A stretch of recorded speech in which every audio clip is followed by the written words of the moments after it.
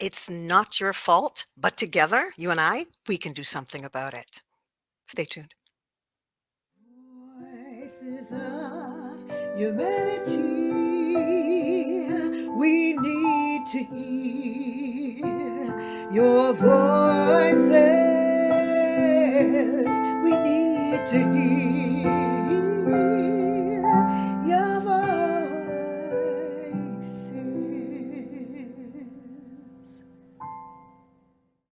Hey, a very warm welcome to PR Connections Radio, the voice of new media. I am your host, Sandra Mckechnie, and you are here at Voices of Humanity. Did I say that right? I think I did, right? I know. I was away for a little bit, just I didn't shoot out a show, I think, for 2 weeks or so.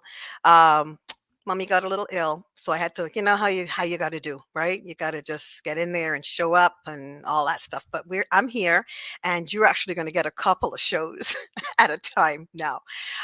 Anyway, I've got a great guy here for you today. I was away. I was also doing some trainings, cultural sensitivity. You know, I'm a certified life coach, cultural sensitivity and awareness. That's my niche with an anti-bias through an anti-bias, anti-oppression lens. And I also offer cultural sensitivity trainings. And then, so that's what I was doing for a bit. I had a contract with an organization, and hey, a wonderful time. This gentleman was actually doing them, sort of collaborating with me. He was kind of the co-facilitator, and I am going to bring him in. This is a wonderful gentleman by the name of Dale Thomas, and I'm going to read his bio in a sec. But double consciousness, for those who maybe looking in for the first time, or you're going to hear this for the first time. Double consciousness is a concept put forward by W.E.B. Du Bois, social reformer. He was like the calendar boy of the NAACP for years, over 20 years, and National Association of Advancement of Colored People. And the concept of double consciousness is nutshell is this: two streams of thought, two social identities, and that gap in the middle has to do a lot with the people that struggled and were assimilated upon trauma. If we go back through the time warp, 21st century, 20 back in time, right? 19, 18, 17, we go way back, and it has a lot to do with so predominantly we look at people that came across the transatlantic slave trade, apartheid, colonization, imperialism, this kind of thing, and giving much honor to our indigenous brothers and sisters. You remember Sandy Boucher, maybe some of you. She's a reconciliation expert for First Nations, Inuit, Métis. She came on the show and she had some amazing things to offer, and she's coming back very soon. But we thank you so much for joining us. And double consciousness is all about you. It's not your fault or mine, but together, you, I, and Dale is going to do something about it. Hey, Dale, say hi to the nice people. Hello, Sandra. How are you? I am very good. I'm going to read his bio. I'm very proud of this guy, and you're going to find out why. He has quite a bit to share with us today. He doesn't know it yet, maybe. He's pretty quiet, but there's a lot going on in there that we need to hear about. So we're going to pull it out of you. Anyway, here you go. Dale Thompson is a care management supervisor and has been doing so at the same agency for 5 years. Currently, the family services team works to support Black families in preventative and restorative ABR, anti-Black racism practices, through their partnership with Toronto Children's Aid to reduce Black children from entering into care. Dale has a social worker diploma from Seneca College and is currently finishing his BSW from York University. Before arriving to this field of practice, Dale was highly engaged in the art scene. He is so good. He really is. And we need to talk about, because he did this wonderful. Remember, I need those lions. You did all some amazing lions for me, because my logo is two lions, right? Double consciousness, dichotomy and duality of two nations. So there's two lions on my logo, a brown one and white one. For all intents and purposes, the logo is wonderful, but you made some great lines. We got to talk about them lions. So Dill was highly engaged in the art scene, so much so that he now can utilize his skills and experience in his current role through art therapy. Fabulous. Dale's personal, academic, and professional life have been instrumental in understanding systemic racism and his privilege as a white man. He has learned and continues to learn how to use this privilege to be in allyship with racialized and marginalized communities, especially in addressing systemic racism. Love it. And that last paragraph is where we kind of want to delve into a little bit. Okay. So I would love for you to just mention, there's a lot, I put down so much, and I was actually, the lady that was here last week works directly with Dale, Marcia. I don't know if people remember her, but anyway, here we are. We are going to get into some stuff, and I really just wanted to know a little bit more. You've been very candid, even in your and we have some candid conversations. Dale was actually working with me doing the trainings that I was off doing, cultural sensitivity and awareness trainings, and it was amazing. There was a few of them. I don't know, I think there was 7 of them or 6 or 7 of them. And it took up some time, but he was actually sort of co-facilitating for the lady Marcia that was on last week that does it with me. Dale, would love to know just a little bit more about what that looks like as a social worker, especially that last paragraph right there, as a privileged white male. You put it there. Okay. Let's start off with the big one. Well, I think first off, if we look at just the whole kind of the field of social work, we need to recognize the damage that that's done, and kind of the generational trauma that just the name social worker can cause. Here in Canada, we understand the 60 scoop and the Indigenous children being, removed from their homes and taken to residential schools. If you look at in Toronto, the apprehension rates of Black children into care is, I think back in 2017-18, it was maybe roughly around 40% of the children being in the care were from Black community, and they represent about 11% of the population. So when you start seeing just simple numbers like that, you start to recognize the systemic issues that are readily apparent. And as a male in social work, they're few and far between, not a lot of us. But as a white male, I think it's just really incumbent on me to recognize that social locality of where I'm coming from, how people could perceive me as a worker, even before we get to know each other, and really recognizing that I need to have these conversations right from the get-go with families that I work with, so they kind of understand, where I see myself, and that I also recognize a lot of the generational trauma that they're going through, even though I can't understand it because I haven't experienced it. I need to come with that empathetic lens, and ultimately just belief in the stories they're telling me. No, you absolutely. I mean, we were sitting, and I think we had at one point up to 40 something people just, working with an agency and just doing this work together. And I used Dale to do the breakout rooms. And he also did a lot more than that, but that was amazing. I learned those breakout rooms myself, but and just being able to, you didn't want sort of your voice, because I get this from you, right? The voice of whiteness kind of to be up in front, and there was so much that you had to offer, but you just had a way of allowing people to speak. Now, consciously, obviously, something happened to you that you have learned somehow that is really innate for you. I notice that you don't want to fill the room with whiteness. I know. We're just keeping it real up in here, okay? Because he says this too. But why is that? Where'd that come from? A lot of it's a learned skill. I think I would, not always. I mean, I've always been the type of person that just wants to meet and, be with people as they are and take them as they are. But it's a lot of work and unpacking when you start recognizing that, hey, I do have bias, and that white privilege is a thing. Because as a white person, as a white male, I didn't grow up having to think about my race. We just don't. We don't have to think about it because we're just, this is what we're kind of born into, and society is geared towards us. So it's an easy kind of flow um, into these areas. And I think one of the pressing thing for myself was when I was in school and I was taking social work, and we were on a working trip in Jamaica. Was really just recognizing, wow, I have so much currency.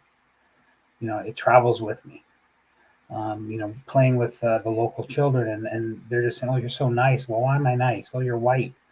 And that was just a stark, like slap in my face, because Wow. you don't know me. I am Yes. nice. I think I'm a nice Yes, guy, you are but nice. you Yeah. don't know me. And they're just seeing me. Oh, you're white, so you're automatically nice. And then recognizing, even with some of the community members, like why are the kids just hanging on to us so much? And it's because they have this kind of false notion of what whiteness actually means.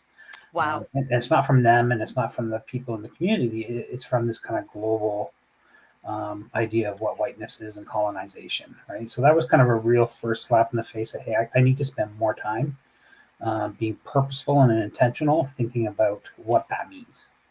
I love it. I love this because even when I had started Double Consciousness, I'll say this on the show quite a bit, that like it's difficult for people to just see that in themselves when you weren't back there. You didn't make this up. Like you didn't even know what was going on, but it's in you.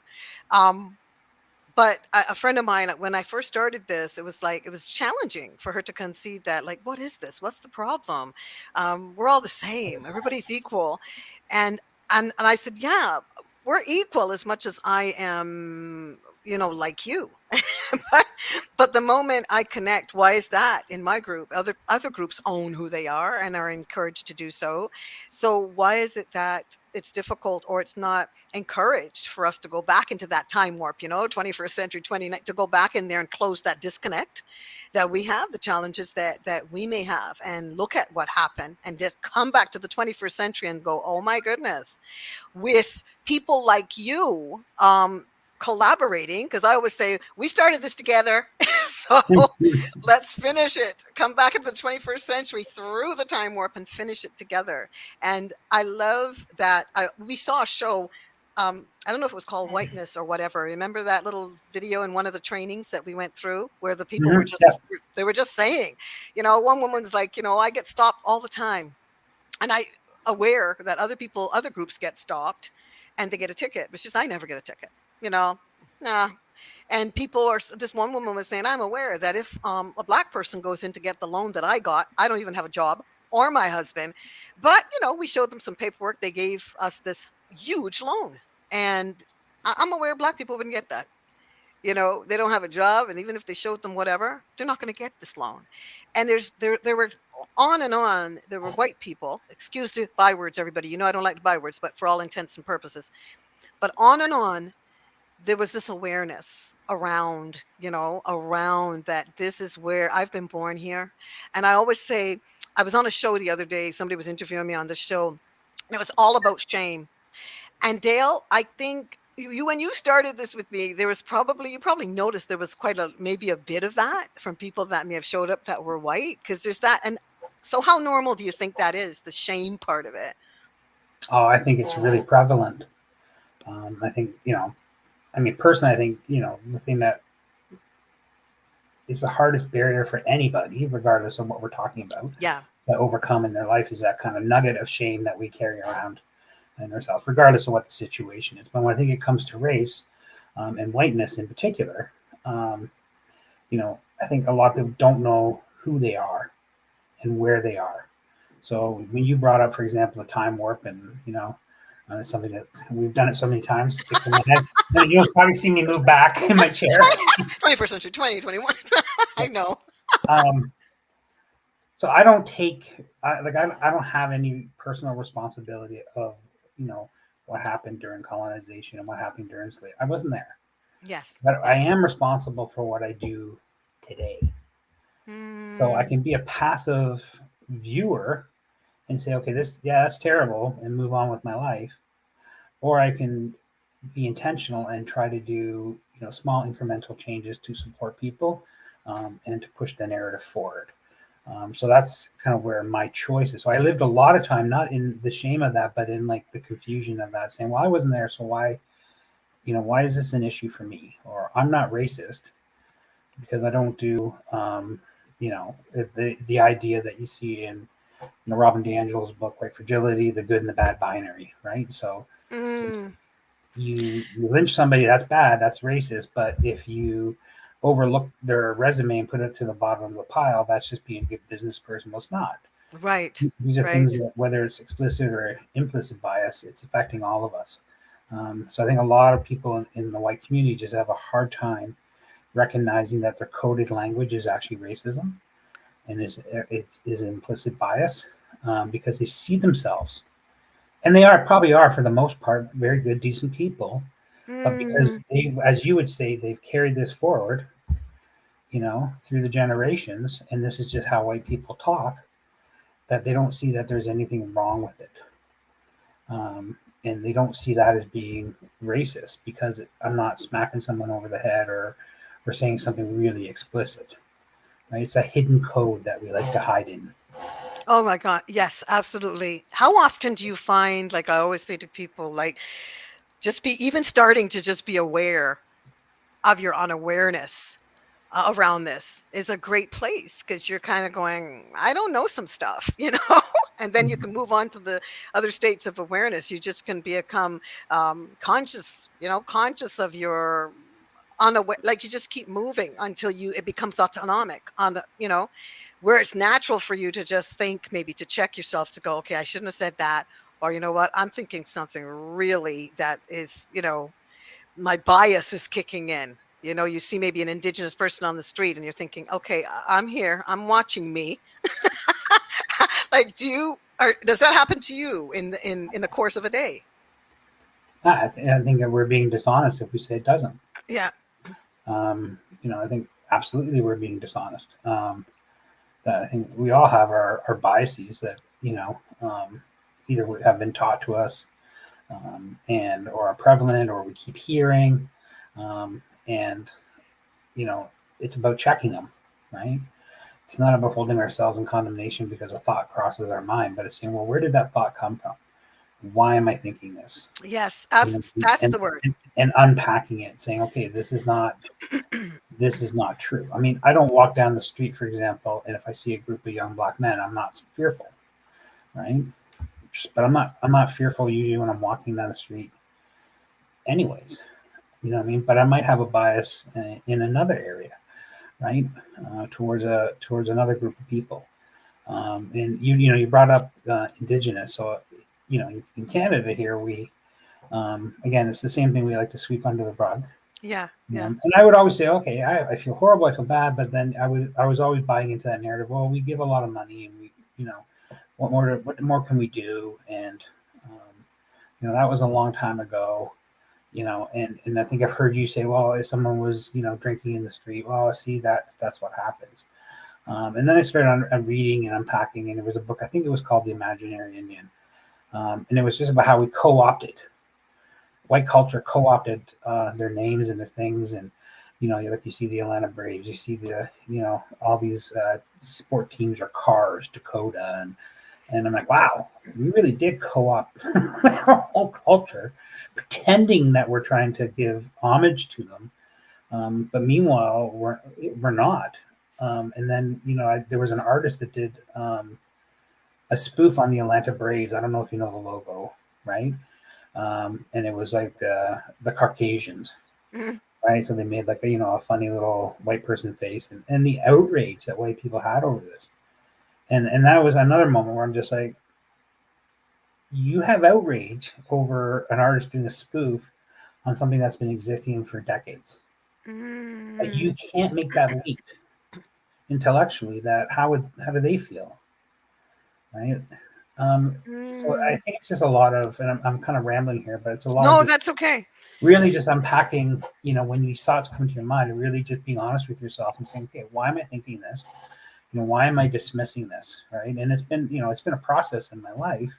Yes. You know what I mean? And it's working under people and working with people and being mentored by people, And it's to the point now where I accept what people say to me about their experience face value. Yes, I'm not yes, questioning it because I'm not them. I don't have that experience. absolutely. So I'm not going to question it. And more often than not, it always proves to be true and fruitful, right? That's how Yeah, someone yeah. experiences a situation. Okay, then we need to deal with that.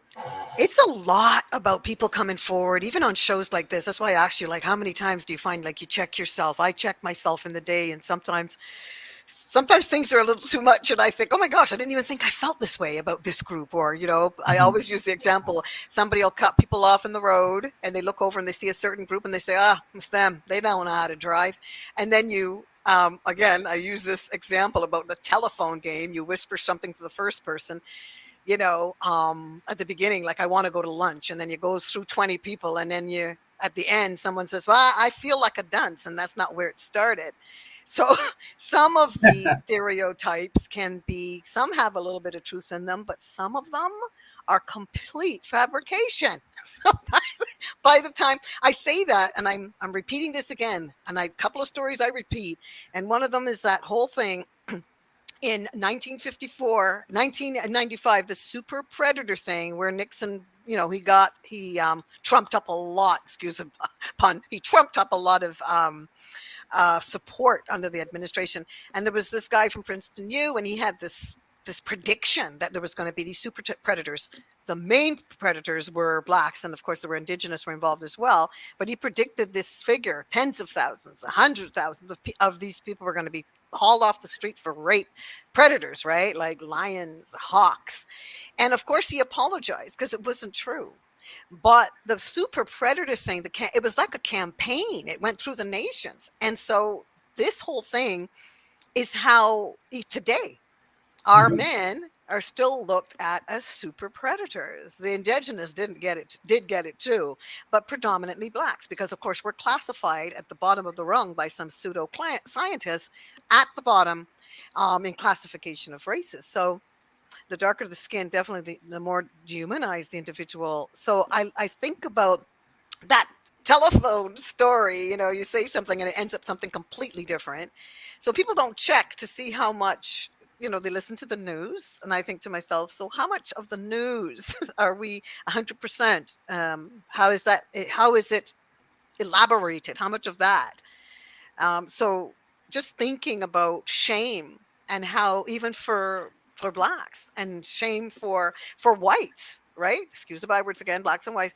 But we started this together, so we're finishing it together, right? And it's like, so when I say something to you, I first went to a couple of my sister girls, and it was like, this is what it is. And I started doing this work about 5 years ago. It was like the first thing they felt was guilt or shame.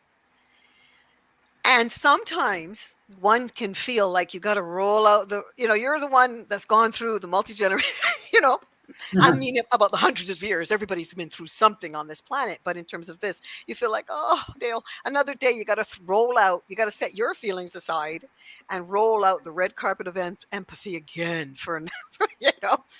But after a while, though, I noticed that it started to shift, even in our trainings. I don't know, like after a while, some things, um, and double consciousness has changed a little bit. Did you notice? It's kind of Yeah, right. If not, you've change is seen it good. so many times. He's been on it quite a bit. He could actually do the training. But I was interested to know, have you noticed when you think of okay, so if you were going to talk to someone, a white person, about I feel guilty, I feel bad, like, what would you say to them? Like, if you were starting to speak to them about racism, or they were talking, for any group, like, how would you address that if they felt shame? Well, I mean, how I approach it Yeah. with people is, is it depends on the personality. Hmm. Sometimes you have to be confrontational, um, and other times it's better to pose a question to them, right? Um, or kind of highlight. Some people need to see research and stats before they believe anything. But I think I find for myself a lot of times it's just kind of, you know for example, if I'm with family and they say, well, the neighborhood's changed a lot, I know what they mean. It's coded language. Yes, You know? yes, yes, Because yes. hey, I grew up in the neighborhood there too 40 years ago. It was all white. I get what you're saying, but I'm going to ask you to say it. So That's I will keep, awareness. yes, I'll keep pressing. Say, well, what do you mean by it's changed? Well, and I just keep pressing that in a nice way, but I want them to say, right, or Hmm. to at least acknowledge, okay, I get what you're saying to me, because I Absolutely. don't want to let them off the hook. So that's you're just used to this, and it's like automatic coded language. Okay. Yes. But you need to state it what you're saying. At least be honest with yourself at the start. That yes, the neighborhood has changed because there are more minority or racialized individuals living here. Okay, now I can have a conversation with you. Yes. Yes. That's wonderful. It's true. Yeah. Very If true. they're not honest Yeah. at that point, then it just goes back into that denial, right? And I think Mm. sometimes, and I'll say it as a white man, that you need to feel that hint of shame that I'm For a thinking. minute, just Yeah, for a second, kind of a thing. yeah, okay. So because it has to come, it has to mean something to you, right? Um, and if and some people it's going to go by the wayside. Yes. Right? Absolutely. They're just going to Absolutely. deny it, and then I've seen it over and over again. Well, I know somebody who's black. Oh, really? Okay, so that makes you an expert on the black. But Yeah. these are the illogical things people will say to kind of justify that I'm not biased or I'm not racist, right? And I think we all need to acknowledge, we are. This is what we've been programmed to believe. Absolutely, absolutely. So I feel I know I just know we are moving from, I always say, the I and the you and I, it's your fault, I nah, to the we and the our collaborating. I feel like there's a little bit more collaboration in the trainings, a little bit more. People are just being, wow, they're so different, right? And I would love you guys, if you're out there, get in touch with me. I always leave information for you that you can just, if you want to do this training with your family, whoever, join us. It is absolutely fantastic. It really is. I didn't reinvent the wheel. It's just how it's packaged and put together and delivered to you that makes it. And people come on, people don't want to talk. Sometimes we have people that, and then we have another group that's just, wow, they're just ready to engage. We kind of have to cut things off and move on so we get all the content in. But um, when you think of double consciousness, yeah, I want you to toot it, and tout it. How effective do you think it is? Like how do you say effective? It's transformational, and that could take a lifetime. But how do you see it, and what has it kind of done for you? Um, I'll answer that in two parts, Okay. Sandra. So feedback, because I have been to a lot. I think if for the work that you're doing, you either want people to love it or hate it, because you don't want them to be apathetic about it. So when people say, great, I'm glad that there's so much tension in you Yes. from taking that, because now you're thinking. If you're just like, yeah, whatever, then it was just another course, right? Yes. Yes. For sure. For Um, sure. so that's generally like there's not a lot of apathy about it. There's strong emotions, right? We can just Yes. look at that. Absolutely. Um, for myself, yeah, it's been very transformational, right? Working under your guest last week, Marcia, and having her kind of as, it's not just my boss. I view her as a mentor, you know what I mean, and a friend, and having her kind of speak over me and teach, by osmosis has been incredibly powerful, right? I Yeah. mean, my team, again, I know you don't want the binary, but I'm the only white individual on my team, right? With a black female boss. Yeah, which is awesome, right? Yeah. Really awesome. And I think that so being able to just kind of continuous to listen, at first you're like, oh, that's horrible. I didn't know that. I didn't really realize this, and then it starts to sink in, and then you start to think about it more and more. And now I find myself I'm thinking about it all the time, right? Like Wow. every time I watch commercials, I'm like, wow, that's virtue signaling right there. You know what I mean? Why is it only a certain shade that's allowed to be traveling to the world, right? When you start to unpack these things, so even like the large corporations with all the movements, BLM and everything that's happened, you're like, okay, well, you're just virtue signaling right now, because you're trying to, if an alien came down and watched TV right now, they would think the whole world was, interracial couples, right? Because that's what they Mm-hmm. present, right? Mm-hmm. Mm-hmm. And it's just Definitely. another way. It's just another way of kind of whitewashing everything. You know what I mean? Um, I do. It's fascinating that you've noticed. but I can't stop noticing that because I know. it's ingrained in me, right? And being able to pick up on coded language and being able to hear things Mm, um, and then really kind of recognizing when I didn't step up and say something because I was tired or you had absolutely. mentioned earlier. Some days you're just like I'm tired. I don't. Yes. I just want to hang out with somebody and not worry Yeah. about You want to go home to your big puppy. or hang out with somebody and not worry about the color of their skin, right? Yes. Yes. Yeah. No, I Um, hear you. Or, with where they're from, what group they belong, all of that. I hear yeah, you. I really but do. it's important because if we don't do that piece of the work, which is the small things, I think in a lot of ways, it won't be. Uh, it'll always be an othering, as opposed to what you were talking about, like uh, us and them, like together. You know what I mean? Like Yeah. Yeah. we each have a role to play to undo this, Yes. and it can't just be left to in this particular instance, the Black community to fix this, right? Because we hold the power, so we're the ones that has to speak up Mm-hmm. and Mm-hmm. and break down that power. You know what I mean? Yeah. It's fascinating.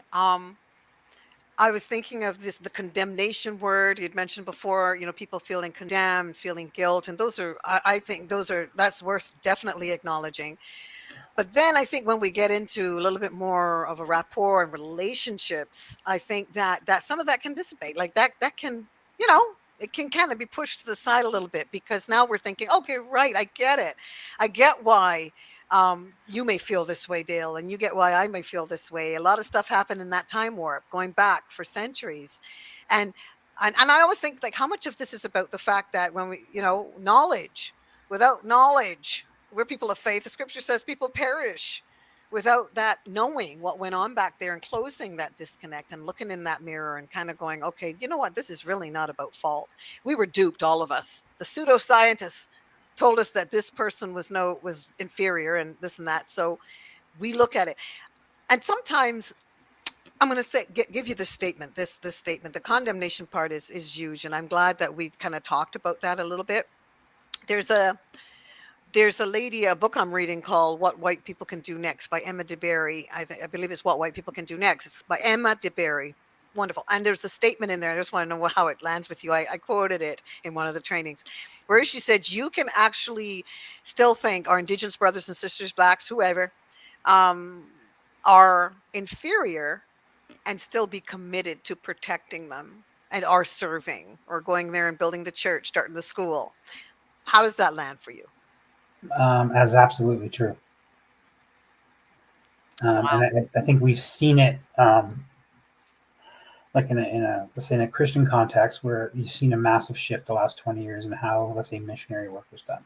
And Mm, before it was just automatic and from a good place. yes, There's a need, absolutely. we want to help, but it was always the white person telling whatever, in whatever country they were, how to do things, right?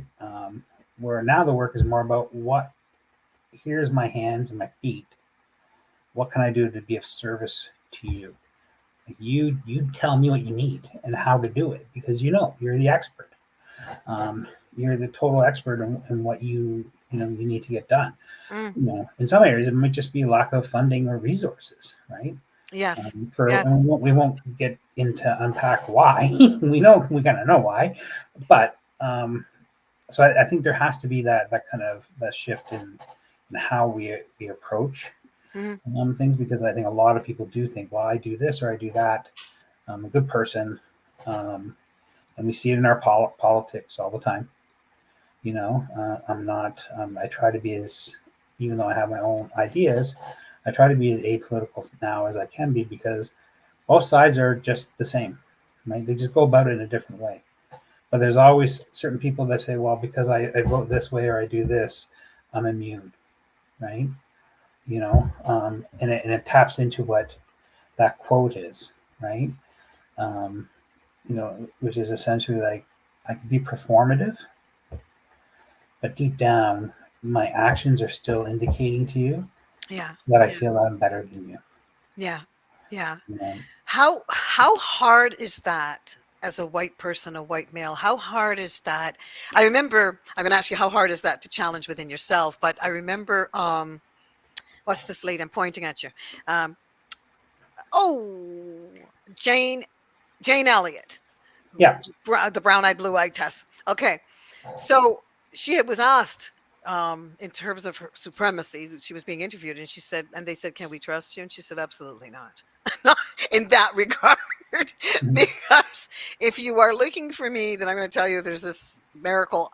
She fights it every single day, and I think this is the really great space that can kind of just put like cover up some of that, the condemnation and the shame and the stuff that, and not that we're not acknowledging it, because people feel what they feel, right, depending on who raised you and where you came through and what was passed to you. But so if I was saying to you in terms of how do you feel, like, if we had somebody on the training, really strong feelings, beautiful person, just sharing, and it was said, like, I don't think we need white people to do what we need to do. I don't think we need you. Kind of a thing, in essence, right? Mhm. Like, how do you feel about that part of it? I totally got what this beautiful person was saying, but what would you say to that? I think I agree a lot of what they said, Mm-hmm. because they were speaking in reference to creating black spaces. Mm-hmm. Mm-hmm. Right? So how can I, as a white male, speak into a black space? I can't. But what I can do is maybe start to help dismantle white spaces Okay. so that they become a bit more equity based, and that, or at the very least, that there become spaces where these conversations can be had and, Fabulous. and aren't coded. But Mm-hmm. I can't speak into um, black spaces. Right. You have no Right. right to, right? Okay. And back to the Jane Elliott quote, I love that what she said, and I thought long and hard about that, and I agreed that I can't be trusted. You can give me your wallet, you can give me the keys to your home, you can give me the keys to your car, and I won't ruin it, I won't steal it, I won't do anything. You can trust me, but you cannot. I cannot trust myself that somewhere in the recess of my mind, something stupid might pop out, Wow. I because love that. I've learned, I've been taught, Yeah. not my fault, but people Yes. taught me things, Yes. right? Yes. And it'll Yes. still play in my head. I'm like, oh, where'd that come from? Oh yeah, I was 4 years old, and my racist Yes. neighbor told me these Absolutely. songs, right? Yes. So in that respect, I can't be trusted, because I can't guarantee that I'm not always going to speak Hmm. or act Hmm. above board Yeah. and not have to be called out. Or think or whatever, just like Yeah. a lot of things I'm experiencing about other groups, which is so interesting, because I didn't think, I thought, oh, I'm just here for the black people, and then I'm looking, going, oh my goodness, there is so many little things in me that I have been taught, so much implicit, unintentional stuff that I thought, that I feel about different groups. And Mhm. that is really important. Of course, predominantly I definitely look at the people at the bottom of the rung for obvious reasons. But simply because they're at the bottom, I'm like, and so that gives them a kind of a harder slap in a lot of areas. So that's why I really look at this group. I happen to be one of them, and I've experienced this my whole life, right? And we talk about some of the things. I was going to say, you have something that you still do, right? Called Man to Man. Can you tell us a little bit about that? Yeah, it's a peer support group for men. We meet monthly, so for any male caregivers, right? So father, uncle, friend of the family, any it's welcome for any male caregivers. Now, usually the fathers and the dads that we have that are coming through, you end up with child welfare involvement. It's open to everyone. We have, people of different backgrounds that are attending. Um, but so the goal really is, part education, and when how we're, kind of pouring into men, again, without condemnation, because a lot of times, a male caregiver will be told that, especially a black male father, Mm, um, oh, you went to the school and you happen to raise your voice because the school is treating your child, and then they, all of a sudden the police are there. That person is scaring me. And it's always you ask. It was a white administrator. that got fearful. Right. So a lot of their conversations are about supporting. You I can't know, believe that still happens. That it it does. doesn't even It's sound America. real. No, but it does. And again, it goes back and taps into that kind of, that person would be like, well, I'm just, that he was yelling. But I'm like, no, he's just, that he wasn't yelling. If it was a white dad doing that, you would be fine because you would understand that they're protecting their child, right? Or even how, I mean, and it's shifting. Thankfully, it's That's shifting good. You with, must have seen a lot though over the no, in years. child welfare with their intentionality around ABR work and everything. You start to see where Black fathers are now being given an opportunity to Right. have their plan of care be heard, and to do the work. But it's also just creating a space in man to man where the gentlemen can kind of speak into each other. And we have a volunteer that's been co-facilitating with us for a few years. Ken, you know him. Hmm. and Definitely. and again, he's just another gentleman that I admire. You're gonna laugh, but he's on Friday. You guys are in for a treat. I Um, think that is hilarious. yeah, you're in for a treat, and I really do admire him, and I see him as a mentor too. Like, it just teaches me a lot. And just a really really terrific person, and steadfast, right? He just continues to show up and speak in important in their lives. So really it's just a program to get together, support one another, without the normal kind of condemnation of what it means to be male in this society, or masculinity, and but also speaking truth. So what, like, do you guys get candid and real Yeah, grassroots? yeah, yeah, yeah. Mm. Whatever's kind of going up, and I mean, I'm a firm believer in being. I think maybe it's my background and my faith orientation. Growing up with a single mother, I'm very much uh, in support of not objectifying women all the time. So when the guys are doing that, I'll call them out. You know what I mean? We'll have conversations about what that looks like, but also conversations too that it's okay to be, have touch with your kids and be close to them, and you don't just have to be the play die. You know what I mean? That your role as a father is really really important, right? To um, for your children, and even if it's on a part-time basis, it's still incredibly important. And it's great to see. We've had some success again with our partnership to see, young Black fathers being able to be single dads with their children, and doing a great job, And right? apparently they think very highly of you. But proving the stereotypes wrong. Do you know what I mean? Yeah, yeah. We got a Dale in our corner. That's wonderful. Good stuff. So when you now, this is not all. This not is any man that marginalized Yeah, individual, right? anybody can show up. Anybody who's Anybody can show welcome. up, Yeah. but you get predominantly. Do you get predominantly black men in that program? It ebbs and flows. Okay. It ebbs and flows. Okay. A lot of times, depending on the age of the gentleman, whether they'll commit Mm. to always showing up. You know what I mean? And sometimes if you do have your children and you're single dad, then it can be hard to sometimes commit to it. Some of the dads we have don't have their access to the children anymore. Mm. So for them, it's a little freer. I have this lovely. I know I have an idea how you're going to answer this, but if I always think of Jane Elliott when I think of, because of the work she's done, the risks that she's taken. This woman, brown eyed, blue eyed test, Jane Elliott. Now, if you, if I would say to people, like, there was a question that was asked her. She said, with the way she pushes back, right, against racism and does a lot of work in terms of dehumanization and bias and all this. So this brown eyed, blue eyed test. That's what I'm saying. I might be talking too fast. Jane Elliott, look that up. It's fantastic. And she's been doing it for many years. So she said the way that she speaks and the demonstrations, I mean, this stuff makes people angry and she gets death threats.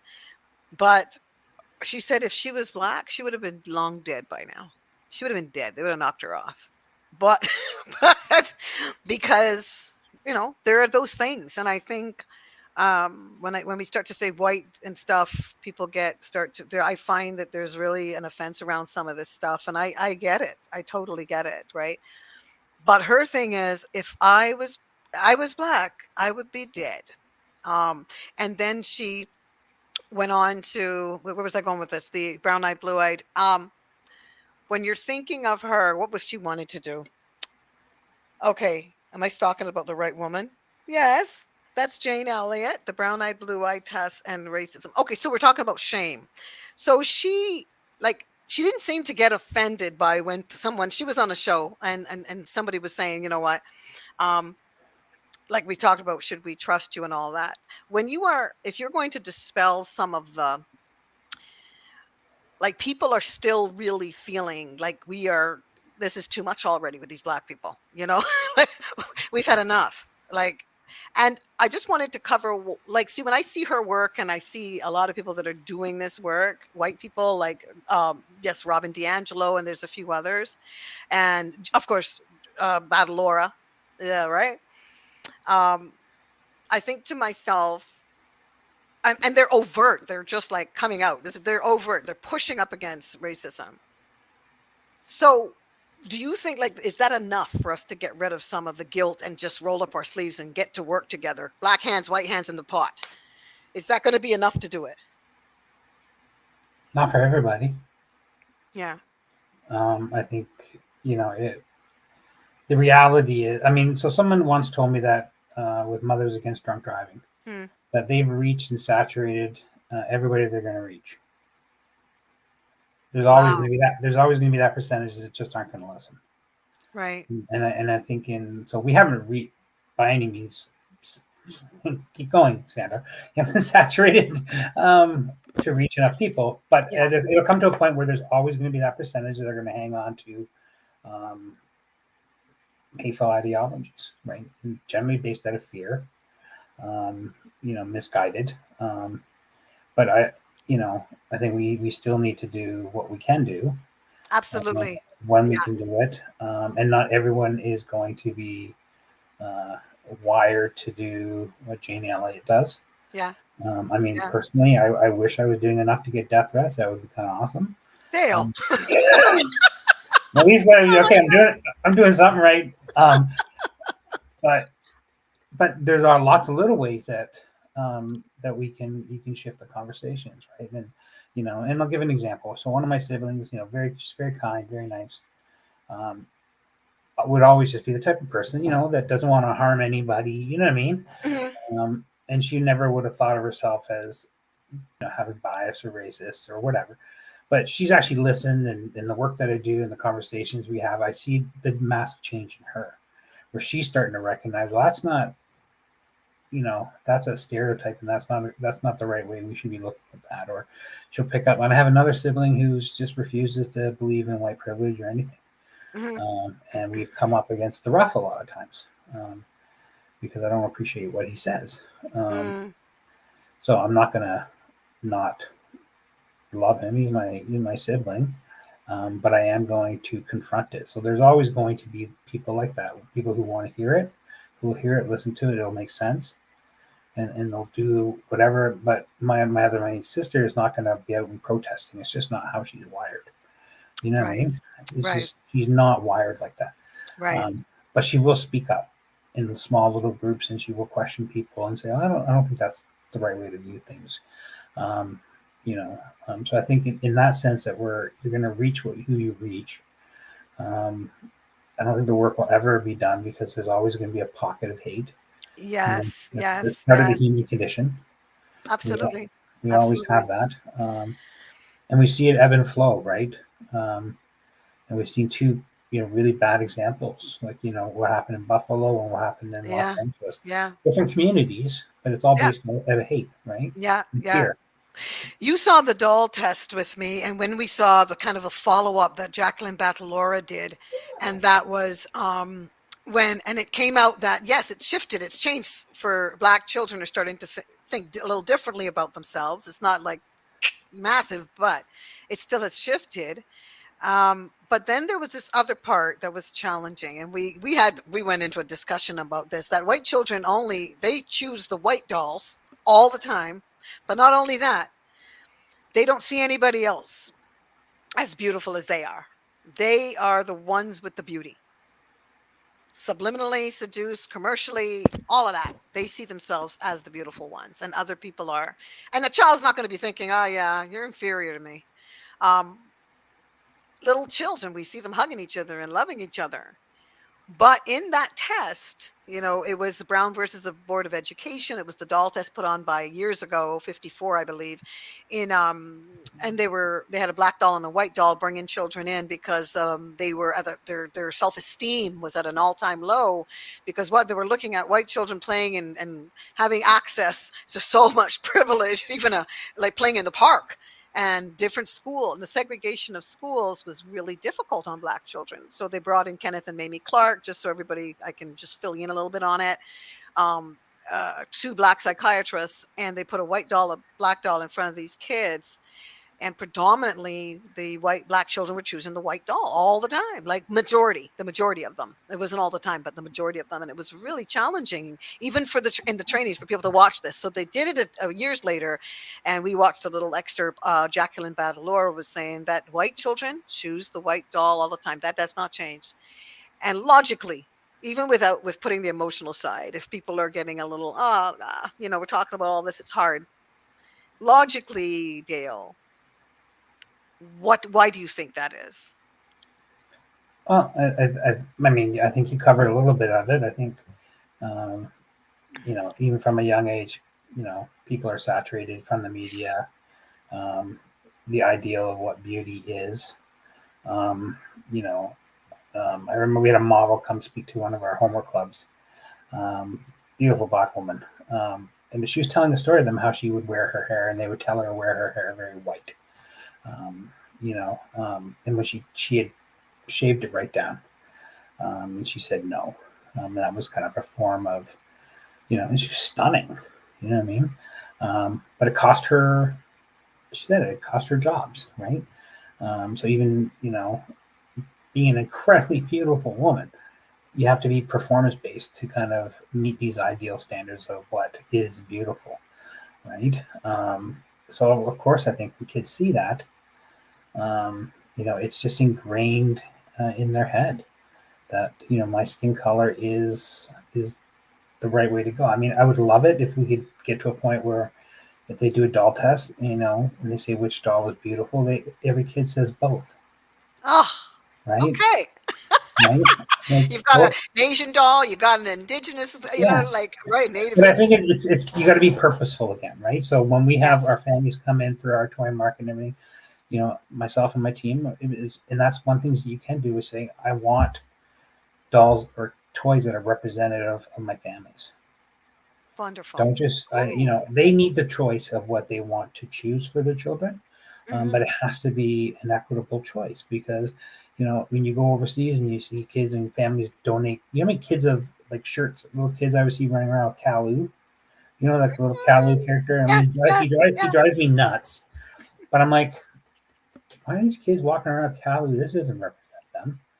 You know what I mean? But again, we're unintentionally shipping whiteness, packing it up in a box for donation box, right? So it's even something like that. Okay, if there's a hurricane in a country and they need clothes or whatever, choose wisely. Don't choose stuff that it does not going to reflect the children that are going to be wearing it, because it might be a small little thing, but they deserve to wear something that represents them. See, Right? to me, that's logical because Yeah. really, I was thinking if you remove some of the, yeah, we're going to get emotional. We see emotions flying a lot on our trainings, and absolutely acceptable. Totally get it. I'm there too. I get emotional too. need a few minutes. But yeah, if we take out some of the, obviously, if we have this sort of dominant and all these words, right? All this language, supremacy, dominant, dehumanization. But there are words that help us to understand sort of where we're at. And if you have been consistently seeing it's been put in front of you, you're not in, this is a construct that you're in, and it has a definitely white supremacy was in the law and apartheid, right? So come on now. What it was embedded in the law. It wasn't just something people thought, and it was what it was. It was law. So if all of these barriers, this stuff was removed, you've got your little children at home now. if we start to think differently one step at a time, and people are actually getting to see that they're beautiful. Our children, some of them still think they're ugly. Mhm. You know? And that is so difficult. But I really believe this is something that we can shift, and it's starting to happen. Right? Like you're saying, like give them that what they need that reflects themselves. We're already subliminally seduced by the media and all of this. So our kids are going to continue to think that that blonde woman or the brunette or this, that person is beauty, and I can't make it. I don't make the grade, you Yeah. know.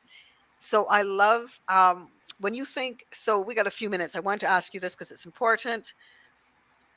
Audience, you guys are great. Remember, it's not your fault and mine or Dale's, but we can do something about it. One more question, Dale. That would be when you think of the word ally. I know you got something to say about allyship. Allyship. What does that look like? It's faceted. It's got layers. Yeah. What does that look like to you? Well, okay. To start off, I'll say, um, in reference to double consciousness, I think white people need to position themselves and ask themselves. So when I walk into a room, have I ever asked myself how white I can be as a starting point? And the answer is going to be you've never asked yourself that. It's ridiculous if someone says yes, right? We don't have to face that. So we occupy space.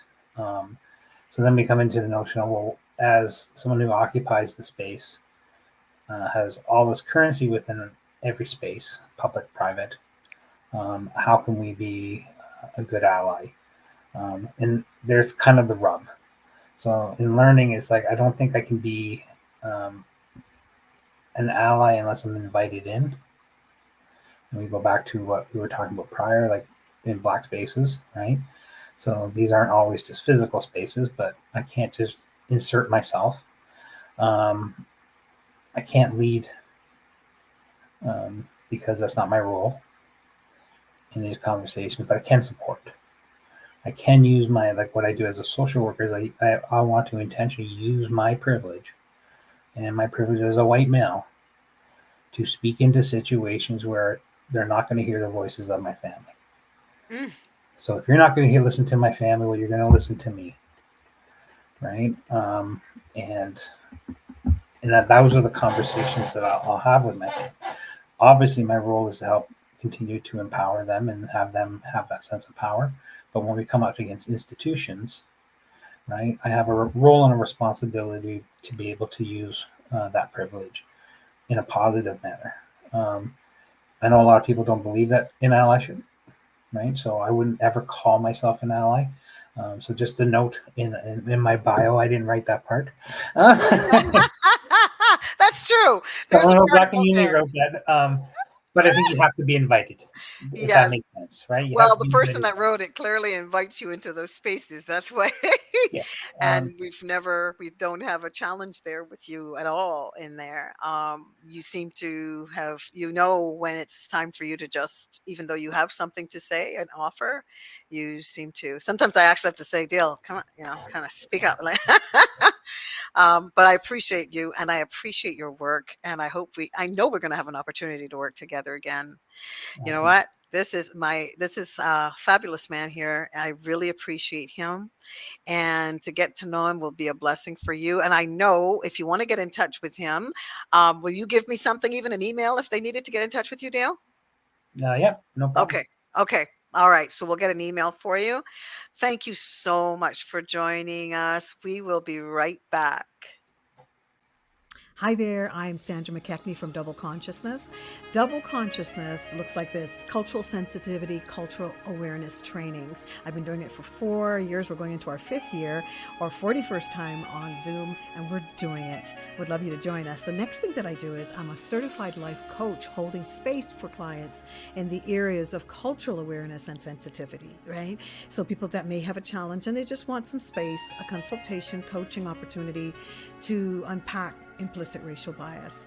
Everybody's welcome, and we would love to have you in the trainings or book a consultation. And we have a free opportunity, 15 minutes, if you want to have a chat and get to know me and find out where you fit in that. The next thing that I do is I am a host for Voices of Humanity. out of prconnectionsradio.com. If you want to be on my podcast and you're a fit, because it does have to fit with the show, has to complement the show and the network, I would love you to get in touch with me. And I'm also, from my heart, and I've always been a singer-songwriter, and I love this stuff. I love the singing. We put it in our trainings, our cultural sensitivity and awareness trainings. So sometimes I just sing, just like this. You're all that I want. You are all that I need. And you brought me here when I can't find my way. You're all that I need. And you brought me here to pray. You should hear that with my keyboard player. It's to live for. Thank you so much for your time. I hope that helps you to know who Sandra Mckechnie is. Take care. Bye for now. I like her. She's great. I didn't think I would get a chance to hear you sing, so what a blessing that is. That's awesome. Oh, you've heard me sing before. Get out. I didn't think I would hear you today. Today. Okay. Thank you, Dale. You have been such a blessing to me, and I know everybody got some real meat and potatoes, ackee and saltfish, whatever it was, whatever flavor it was that appeals to you. It's been a good time. Thanks very much, Dale. Thank you, Sandra. Pleasure. Remember, it's not your fault or mine, but together we can do something about it. Thank you so much for joining us. Take care.